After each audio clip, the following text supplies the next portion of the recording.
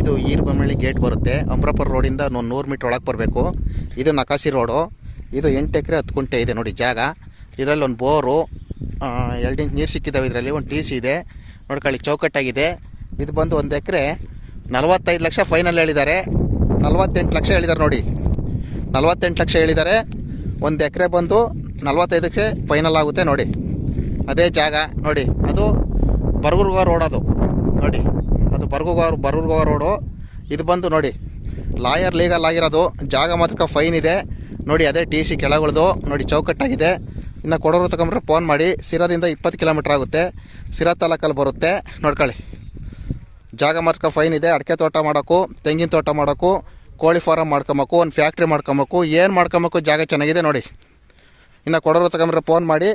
ಇದು ಬಂದು ಅಮರಾಪುರ ರೋಡಲ್ಲಿ ಬರುತ್ತೆ. ಪಟ್ನಾಂಕ್ನಳ್ಳಿಯಿಂದ ಒಂದು 8 ಕಿಲೋಮೀಟ್ರ್ ಆಗುತ್ತೆ ನೋಡ್ಕೊಳ್ಳಿ.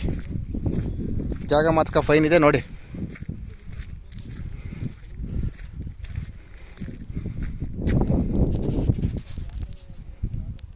ಚೌಕಟ್ಟ ಸೂಪರಾಗಿದೆ ಜಾಗ ಮಾತ್ರ.